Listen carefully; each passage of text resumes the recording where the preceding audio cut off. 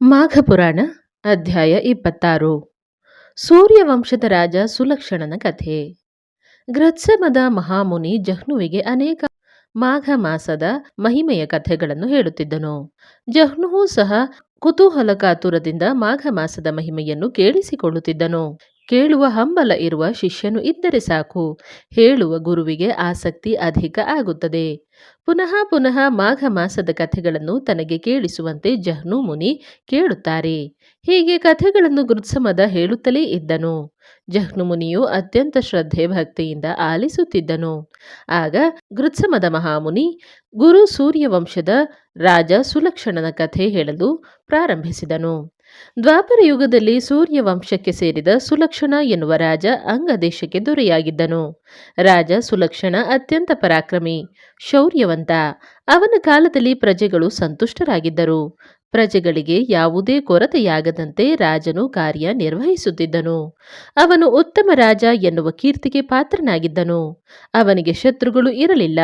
ಅವನ ಆಳ್ವಿಕೆಯ ಕಾಲದಲ್ಲಿ ಪ್ರಜೆಗಳು ಯಾವುದೇ ಕಷ್ಟಗಳು ಇಲ್ಲದೆ ಸುಖವಾಗಿದ್ದರು. ರಾಜ ಸುಲಕ್ಷಣನಿಗೆ 100 ಜನ ಪತ್ನಿಯರು ಇದ್ದರು. ರಾಜನಿಗೆ ಅಪರೂಪದ ಸಾಧ್ವಿಮಣಿ ಪತ್ನಿಯರೂ ದೊರಕಿದ್ದರು. ಅವರು ಸದಾಕಾಲ ರಾಜನ ಶ್ರೇಯಸ್ಸು ಬಯಸಿ ಪೂಜೆ ವ್ರತಗಳಲ್ಲಿ ತಮ್ಮನ್ನು ತಾವು ತೊಡಗಿಸಿಕೊಳ್ಳುತ್ತಿದ್ದರು. ಆದರೆ ರಾಜನಿಗೆ 100 ಜನ ಪತ್ನಿಯರು ಇದ್ದರೂ ಯಾರಿಗೂ ಸಂತಾನ ಭಾಗ್ಯ ದೇವರು ಕರುಣಿಸಲಿಲ್ಲ. ರಾಜನಿಗೆ ತನಗೆ ಸಂತಾನ ಇಲ್ಲ ಎನ್ನುವ ಕೊರಗು ಅನುಕ್ಷಣ ಕಾಡುತ್ತಿತ್ತು. ಅವನು ಸಂತಾನಹೀನನಾಗಿ ಚಿಂತಾಕ್ರಾಂತನಾಗಿದ್ದನು. ತನ್ನ ಸಮಸ್ಯೆ ಬಗೆಹರಿಸಲು ಅವನು ಒಂದು ಉಪಾಯ ಯೋಚನೆ ಮಾಡಿದನು. ಮರುದಿನ ರಾಜ ಸುಲಕ್ಷಣ ನೈಮಿಷಾರಣ್ಯಕ್ಕೆ ಪ್ರಯಾಣ ಬೆಳೆಸಿದನು. ಅಲ್ಲಿ ದಟ್ಟವಾದ ಕಾಡು.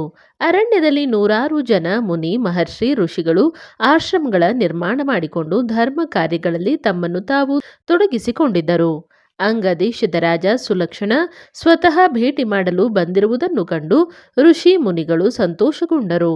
ರಾಜನು ಋಷಿ ಮುನಿಗಳನ್ನು ಅಕ್ಕರೆಯಿಂದ ಕುಶಲ ವಿಚಾರಿಸಿ ಅರ್ಘ್ಯಪಾದಾದಿಗಳನ್ನು ನೀಡಿ ಗೌರವಿಸಿದನು. ರಾಜನ ಕ್ರಿಯೆಗಳಿಂದ ಮುನಿವರ್ಯರು ಸಂತೃಪ್ತರಾದರು. ರಾಜನು ಕಾಡಿಗೆ ಬಂದ ಕಾರಣವನ್ನು ಮುನಿಗಳು ವಿಚಾರಿಸಿದರು. ರಾಜನ ಮುಖದಲ್ಲಿ ದುಃಖದ ಛಾಯೆ ಇತ್ತು. ರಾಜ, ನಿನ್ನ ಮುಖ ಮೌನವಾಗಿದೆ. ಮನಸ್ಸಿನಲ್ಲಿ ಬೇಸರ ತುಂಬಿದೆ. ನಿನ್ನ ಸಂಕಟ ನೋವಿಗೆ ಕಾರಣವೇನು? ಮುನಿಗಳೇ, ನೀವು ತ್ರಿಲೋಕ ಜ್ಞಾನಿಗಳು. ನಿಮಗೆ ತಿಳಿಯದಿರುವ ಸಂಗತಿ ಬೇರೆ ಏನು ಇರಲು ಸಾಧ್ಯ? ನನ್ನ ಬಗ್ಗೆ ನಿಮಗೆ ತಿಳಿದಿದೆ. ನನಗೆ ಸಕಲ ಸೌಭಾಗ್ಯ, 100 ಜನ ಪತ್ನಿಯರು ಇದ್ದರೂ ಸಂತಾನ ಭಾಗ್ಯ ಇಲ್ಲ. ನಾನು ರಾಜ. ನನ್ನ ವಂಶ ಮುಂದುವರಿಯಬೇಕು. ಇಲ್ಲದಿದ್ದರೆ ನನ್ನ ರಾಜ್ಯಕ್ಕೆ ಭವಿಷ್ಯತ್ತಿನಲ್ಲಿ ವಾರಸುದಾರ ಯಾರು? ನನಗೆ ಗಂಡು ಸಂತಾನ ಇಲ್ಲ. ಮನುಷ್ಯನಿಗೆ ಸಕಲ ಸಂಪತ್ತು ಇದ್ದರೂ ಸಂತಾನ ಇಲ್ಲದಿದ್ದರೆ ಪ್ರಯೋಜನವೇನು? ಪುತ್ರನಿಲ್ಲದ ಜೀವನ ಮರುಭೂಮಿಯ ಪ್ರಯಾಣ ಒಂದೇ. ನನಗೆ ಪುತ್ರ ಸಂತಾನ ಬೇಕು. ನಾನು ಪೂರ್ವ ಜನ್ಮದಲ್ಲಿ ಯಾವುದೋ ಪಾಪ ಕಾರ್ಯಗಳನ್ನು ಮಾಡಿರಬೇಕು. ಬಹುಶಃ ಆ ತಪ್ಪುಗಳಿಂದ ನನಗೆ ಸಂತಾನ ಭಾಗ್ಯ ಲಭಿಸಿಲ್ಲ ಎಂದು ನಾನು ಭಾವಿಸುತ್ತೇನೆ. ಏನು ಮಾಡಿದರೆ ನನಗೆ ಸಂತಾನ ಭಾಗ್ಯ ದೊರಕುತ್ತದೆ ಎಂದು ನೀವು ತಿಳಿಸಿ ಹೇಳಿ. ರಾಜನ ಮಾತುಗಳನ್ನು ಕೇಳಿ ಮುನಿಗಳು ಕ್ಷಣಕಾಲ ಯೋಚಿಸಿದರು. ತಮ್ಮ ದಿವ್ಯ ಚಕ್ಷುಗಳಿಂದ ಹಿಂದಿನ ಜನ್ಮದ ಸಂಗತಿಗಳು ತಿಳಿದು ಬಂದಿತು. ರಾಜ, ನೀನು ನಿನ್ನ ಪೂರ್ವ ಜನ್ಮದಲ್ಲಿ ಸೌರಾಷ್ಟ್ರ ರಾಜ್ಯದ ದೊರೆಯಾಗಿದ್ದೆ. ನೀನು ಅಪಾರ ಶ್ರೀಮಂತಿಕೆ ಅಹಂಕಾರದಿಂದ ಮೆರೆಯುತ್ತಿದ್ದೆ. ನಿನ್ನ ಅಹಂಕಾರ ನಿನಗೆ ಒಳ್ಳೆಯದು ಯಾವುದೋ ಕೆಟ್ಟದು ಯಾವುದೋ ಎಂದು ತಿಳಿಯದಂತೆ ಮಾಡಿತ್ತು. ಹೀಗೆ ನೀನು ಕೊಬ್ಬಿನಿಂದ ಮೆರೆಯುತ್ತಿದ್ದೆ. ನೀನು ಯಾವುದೇ ಸತ್ಕಾರ್ಯಗಳನ್ನು ಮಾಡಲಿಲ್ಲ. ಪ್ರಜೆಗಳಿಗೆ ದಾನ ಧರ್ಮ ಮಾಡಲಿಲ್ಲ. ಭಗವಂತನ ನಾಮಸ್ಮರಣೆ ಮಾಡಲಿಲ್ಲ. 12 ಮಾಸಗಳಲ್ಲಿ ಮಾಘ ಮಾಸ ಅತ್ಯಂತ ಪವಿತ್ರ ಮತ್ತು ಶ್ರೇಷ್ಠ. ಮಾಘ ಮಾಸದ ಪವಿತ್ರ ಸ್ನಾನ ಮತ್ತು ವ್ರತವನ್ನು ನೀನು ಆಚರಣೆ ಮಾಡಲಿಲ್ಲ. ಆ ಮಾಸ ಶ್ರೀಹರಿಗೆ ಅತ್ಯಂತ ಪ್ರಿಯ. ಮಾಘ ಮಾಸಕ್ಕೆ ಶ್ರೀಹರಿ ಅಧಿಪತಿ. ನೀನು ಅಂತಹ ಯಾವ ಪುಣ್ಯ ಕಾರ್ಯಗಳನ್ನು ಮಾಡಲಿಲ್ಲ. ನಿನ್ನ ಪೂರ್ವ ಜನ್ಮದ ಪಾಪಗಳು ನಿನಗೆ ಈ ಜನ್ಮದಲ್ಲಿ ಸಂತಾನಹೀನನನ್ನಾಗಿ ಮಾಡಿದೆ. ನೀನು ಚಿಂತಿಸಬೇಡ. ಪೂರ್ವ ಜನ್ಮದಲ್ಲಿ ಮಾಡದಿರುವ ಪುಣ್ಯ ಕಾರ್ಯಗಳನ್ನು ಈ ಜನ್ಮದಲ್ಲಿ ಮಾಡು. ನಿನಗೆ ಸಂತಾನ ಭಾಗ್ಯ ಲಭಿಸುವುದು ಶತಸಿದ್ಧ. ಮುಂದೆ ಬರುವ ಮಾಘದಲ್ಲಿ ನೀನು ನಿನ್ನ ಪತ್ನಿಯರ ಸಮೇತ ಮಾಘ ಮಾಸದ ಪವಿತ್ರ ಸ್ನಾನ ಮಾಡು. ಶ್ರೀಹರಿಯನ್ನು ಭಕ್ತಿಯಿಂದ ಪೂಜಿಸು. ಶ್ರೀಹರಿಗೆ ಗೋವಿನ ಹಾಲಿನಿಂದ ಅಭಿಷೇಕ ಮಾಡು. ಬ್ರಾಹ್ಮಣರಿಗೆ ದಾನ ಧರ್ಮಗಳನ್ನು ಮಾಡು. ಶ್ರೀಹರಿಯ ಮಹಾತ್ಮೆಯನ್ನು ಕೇಳಿಸಿಕೋ ಮತ್ತು ಸ್ವತಃ ಪಠಣ ಮಾಡು. ಬ್ರಾಹ್ಮಣರಿಗೆ ಗೋದಾನ, ಕ್ಷೀರದಾನ, ಕುಂಬಳಕಾಯಿ ನೀಡಿ ಸತ್ಕರಿಸು. ಮುನಿಗಳ ಮಾತುಗಳನ್ನು ಭಕ್ತಿ ಶ್ರದ್ಧೆಯಿಂದ ರಾಜ ಸುಲಕ್ಷಣ ಆಲಿಸಿದನು. ಅವನು ಮುನಿಗಳಿಗೆ ನಮಸ್ಕರಿಸಿ ಹೊರಡಲು ಅಪ್ಪಣೆ ಕೇಳಿದನು. ಆಗ ಮುನಿಗಳು ಒಂದು ಮಾಗಿ ಹಣ್ಣು ಮಂತ್ರಿಸಿ ನೀಡಿದರು. ರಾಜ, ಈ ಹಣ್ಣು ಅತ್ಯಂತ ಶ್ರೇಷ್ಠ ಮತ್ತು ಪವಿತ್ರವಾಗಿದೆ. ಈ ಹಣ್ಣು ನೀನು ಅರಮನೆಗೆ ತೆಗೆದುಕೊಂಡು ಹೋಗಿ ನಿನ್ನ 100 ಜನ ಪತ್ನಿಯರಿಗೆ 100 ಹೋಳು ಮಾಡಿ ನೀಡು. ನಿನಗೆ 1 ವರ್ಷದ ಒಳಗೆ 100 ಜನ ಪುತ್ರರು ಜನಿಸುತ್ತಾರೆ. ರಾಜನಿಗೆ ಅಪಾರ ಸಂತೋಷ ಉಂಟಾಯಿತು. ಅವನು ತನ್ನ ಅರಮನೆಗೆ ತೆರಳಿ ಈ ಹಣ್ಣು ತನ್ನ ರಾಣಿಯರಿಗೆ ಹಂಚಲು ಬಯಸಿದನು. ಮುನಿಗಳಿಗೆ ವಂದಿಸಿ ಅವನು ಕಾತುರದಿಂದ ಅರಮನೆಗೆ ಭೇಟಿ ನೀಡಿದನು. ರಾಜನು ದಾಪುಗಾಲು ಹಾಕುತ್ತಾ ಅರಮನೆಗೆ ಬರುತ್ತಿರುವುದನ್ನು ಕಂಡು ರಾಣಿಯರು ಸಹ ಧಾವಿಸಿ ಬಂದರು. ರಾಜನು ನಡೆದ ಸಂಗತಿಯನ್ನು ಚಾಚೂ ತಪ್ಪದಂತೆ ರಾಣಿಯರಿಗೆ ವಿಷದಪಡಿಸಿದನು. ಅವನು ಹಣ್ಣು ಒಂದು ಕಡೆ ಜೋಪಾನವಾಗಿ ಇಟ್ಟು ಹೇಳಿದನು, ರಾಣಿಗಳೇ, ನೀವು ಶುಚಿರ್ಭೂತರಾಗಿ ಬನ್ನಿ. ದೇವರ ಕೋಣೆಯಲ್ಲಿ ಪೂಜೆ ಮಾಡಿ ಈ ಹಣ್ಣು 100 ಭಾಗ ಮಾಡಿ ಪ್ರತಿ ರಾಣಿಗೂ ಒಂದೊಂದು ಹೋಳು ನೀಡುತ್ತೇನೆ. 1 ವರ್ಷದಲ್ಲಿ ನಮಗೆ 100 ಜನ ಗಂಡು ಮಕ್ಕಳು ಜನಿಸಿ ಬರುತ್ತಾರೆ. ಮುನಿಗಳ ಆಶೀರ್ವಾದ ಪಡೆದ ಹಣ್ಣು ನಮಗೆ ಸಂತಾನ ಭಾಗ್ಯ ಲಭಿಸುವಂತೆ ಮಾಡುತ್ತದೆ. ರಾಜನ ಮಾತುಗಳನ್ನು ಆಲಿಸಿದ ರಾಣಿಯರು ಅಂತಃಪುರದ ತಮ್ಮ ಕೋಣೆಗಳಿಗೆ ತೆರಳಿದರು. ಆದರೆ ರಾಜನ ಕಿರಿಯ ರಾಣಿ ಮಾತ್ರ ಕೋಣೆಗೆ ಹೋಗಲಿಲ್ಲ. ಹಣ್ಣು ಎಲ್ಲಿದೆ ಎನ್ನುವ ಸಂಗತಿ ಅವಳಿಗೆ ತಿಳಿದಿತ್ತು. ತಾನು ಹೇಗಾದರೂ ಮಾಡಿ ಹಣ್ಣು ಒಬ್ಬಳೇ ತಿನ್ನಬೇಕು, ತನಗೆ ಮಾತ್ರ ಸಂತಾನ ಲಭಿಸಬೇಕು ಎನ್ನುವ ದುರಾಸೆಗೆ ಒಳಗಾಗಿ ಯಾರಿಗೂ ಕಾಣಿಸದಂತೆ ಹಣ್ಣನ್ನು ಒಬ್ಬಳೇ ಒಬ್ಬಂಟಿಯಾಗಿ ಸೇವನೆ ಮಾಡಿದಳು. ರಾಜನು ರಾಣಿಯರಿಗೆ ಹಣ್ಣು ಹೋಳು ಮಾಡಿ ಕೊಡಬೇಕು ಎಂದು ಹಣ್ಣು ಇಟ್ಟಿದ್ದ ಜಾಗಕ್ಕೆ ಬಂದನು. ಅಲ್ಲಿ ಹಣ್ಣು ಇರಲಿಲ್ಲ. ರಾಜನಿಗೆ ಅಪಾರ ಗಾಬರಿ. ಅವನು ಜೋರಾಗಿ ಕೂಗಿ ರಾಣಿಯರನ್ನು ಕರೆದನು. ಯಾರೂ ಹಣ್ಣಿನ ಬಗ್ಗೆ ತಮಗೆ ತಿಳಿದಿಲ್ಲ ಎಂದು ಸತ್ಯ ನುಡಿದರು. ರಾಜನು ಪರಿಚಾರಕರು ದಾಸಿಯರನ್ನು ಕರೆದು ಹೆದರಿಸಿ ಬೆದರಿಸಿ ಕೇಳಿದನು. ಯಾರಿಗೂ ಹಣ್ಣಿನ ಸುಳಿವು ತಿಳಿದಿರಲಿಲ್ಲ. ಕೊನೆಗೆ ರಾಜನಿಗೆ ಬೇರೆ ದಾರಿ ಕಾಣಲಿಲ್ಲ. ಅವನು ಅತೀವ ದುಃಖಿತನಾಗಿ ಮೂರ್ಛೆ ಹೋದನು. ಕಿರಿಯ ರಾಣಿಗೆ ರಾಜನಿಗೆ ಒದಗಿದ ಸಂಕಷ್ಟ ಕಂಡು ಕರುಣೆ ಮೂಡಿತು. ಅವಳು ಗುಟ್ಟಾಗಿ ರಾಜನ ಕಿವಿಯಲ್ಲಿ ತಾನು ಹಣ್ಣು ಸೇವನೆ ಮಾಡಿದ ಸಂಗತಿಯನ್ನು ಹೇಳಿದಳು. ಮೊದಲು ರಾಜನಿಗೆ ಕೋಪ ಬಂದರೂ ಬೇರೆ ದಾರಿ ಕಾಣಲಿಲ್ಲ. ಅವನಿಗೆ ಬೇರೆ ವಿಧಿ ಇರಲಿಲ್ಲ. ಕಿರಿಯ ರಾಣಿಯನ್ನು ಸಂತೈಸಿ ತನಗೆ ತಾನು ಸಾಂತ್ವನ ಹೇಳಿಕೊಂಡನು. ಉಳಿದ ರಾಣಿಯರ ಕಿವಿಗೂ ಈ ಸಂಗತಿ ಬಿತ್ತು. ರಾಣಿಯರಿಗೆ ಕಿರಿಯ ರಾಣಿ ತಮಗೆ ಸಂತಾನ ಭಾಗ್ಯ ಲಭಿಸುವುದಕ್ಕೆ ಅವಕಾಶ ಕೊಡದ ಕೊನೆಯ ರಾಣಿಯ ಬಗ್ಗೆ ಹೊಟ್ಟೆ ಕಿಚ್ಚು ಬೆಳೆಸಿಕೊಂಡರು. ದಿನಗಳು ಉರುಳಿತು. ಕಿರಿಯ ರಾಣಿ ಮುನಿಗಳು ಮಂತ್ರಿಸಿಕೊಟ್ಟ ಹಣ್ಣು ತಿಂದು ಗರ್ಭಿಣಿಯಾದಳು. ಉಳಿದ ರಾಣಿಯರಿಗೆ ಕಿರಿಯ ರಾಣಿಯನ್ನು ಕಂಡು ಕೋಪ ಉಕ್ಕಿ ಹರಿಯಿತು. ಅವಳಿಗೆ ಹೇಗಾದರೂ ಮಾಡಿ ಗರ್ಭಪಾತ ಮಾಡಿಸಬೇಕು ಎಂದು ಅನೇಕ ರೀತಿಯಲ್ಲಿ ಕುಟಿಲೋಪಾಯ ಮಾಡಿ ಪ್ರಯತ್ನಿಸಿದರು. ರಾಜನಿಗೆ ಉಳಿದ ರಾಣಿಯರು ಮಾಡುತ್ತಿರುವ ಸಂಚು ಗಮನಕ್ಕೆ ಬಂದಿತು. ಕಿರಿಯ ರಾಣಿಗೆ ಗರ್ಭಪಾತ ಆಗಲಿಲ್ಲ.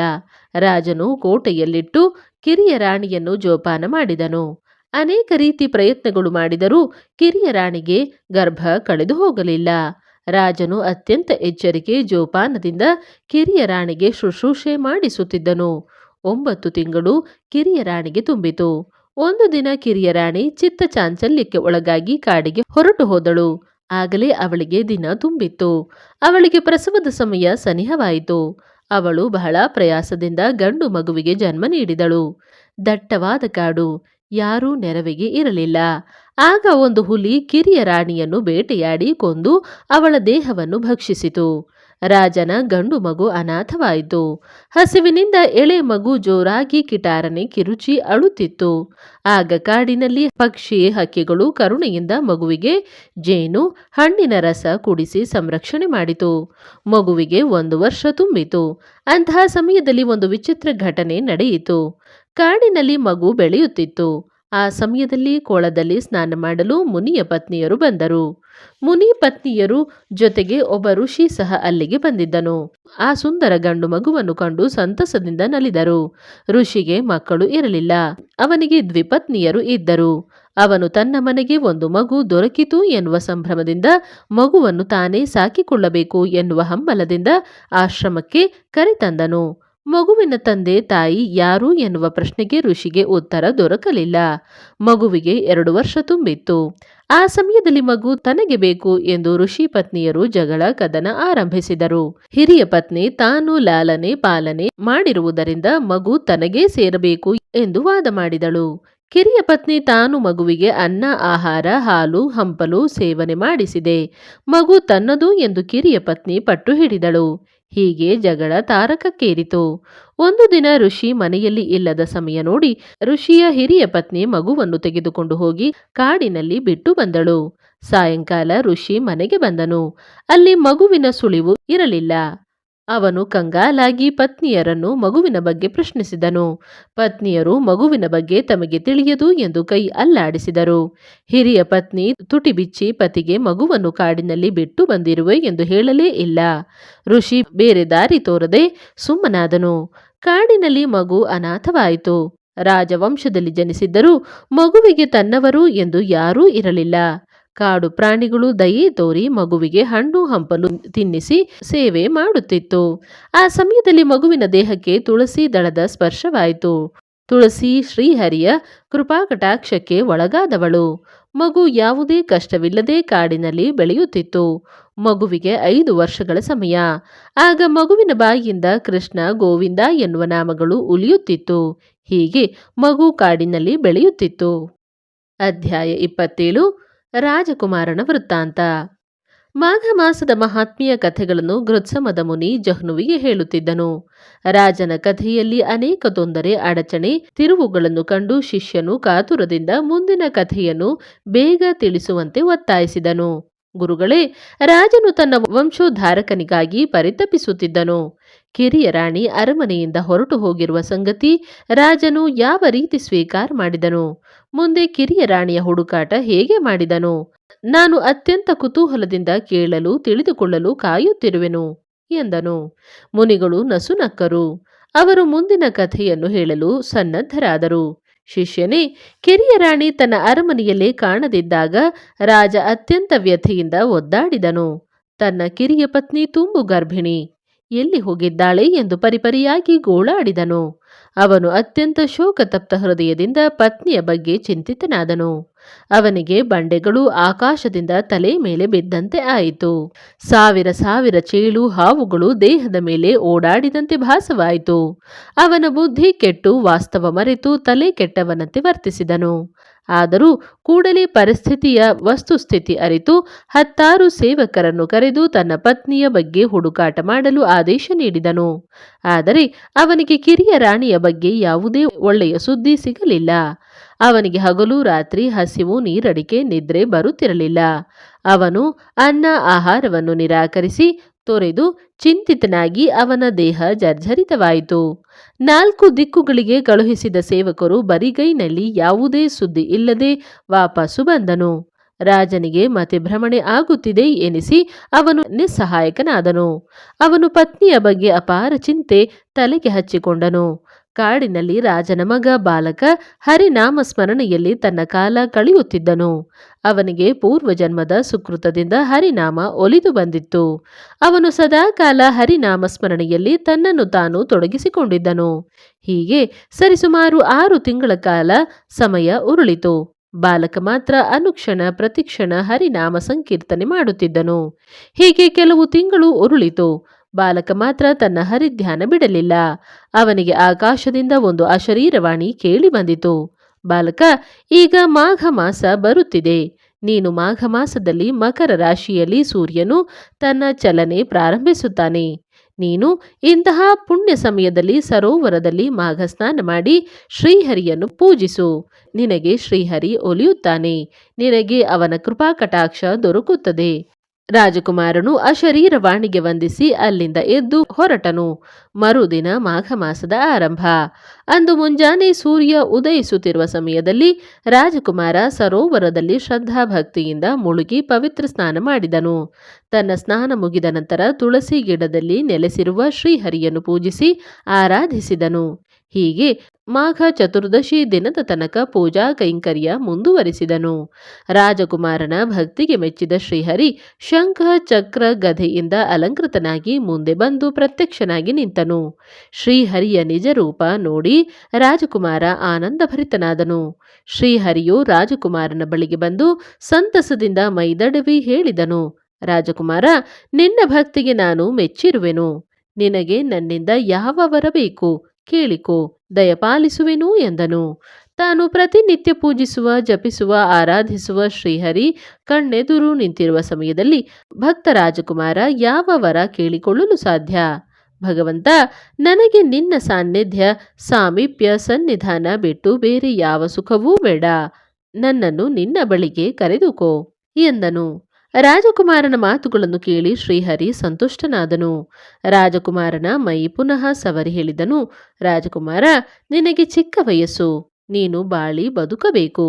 ನಿನ್ನ ತಂದೆ ಮಹಾರಾಜ, ನಿನ್ನ ಮುಖ ಕಾಣದೆ ಸಂಕಟದಿಂದ ನರಳಿ ಒದ್ದಾಡುತ್ತಿದ್ದಾನೆ. ನೀನು ನಿನ್ನ ತಂದೆಯ ಬಳಿಗೆ ತೆರಳಿ ಸಂತಸಪಡಿಸು. ಅವನ ರಾಜ್ಯವನ್ನು ನೀನು ಭವಿಷ್ಯದಲ್ಲಿ ಆಳು, ಪ್ರಜೆಗಳ ಸೇವೆ ಮಾಡು. ನಿನ್ನ ವೃದ್ಧಾಪ್ಯದಲ್ಲಿ ನೀನು ನನ್ನ ಬಳಿ ತಲುಪು. ನೀನು ಮಾಘ ಮಾಸದ ಪವಿತ್ರ ವ್ರತಾಚರಣೆಯನ್ನು ಮಾತ್ರ ನಿಲ್ಲಿಸಬೇಡ ಎಂದನು. ರಾಜಕುಮಾರ ಶ್ರೀಹರಿಯ ಮಾತಿಗೆ ಒಪ್ಪಿ ನಮಸ್ಕರಿಸಿದನು.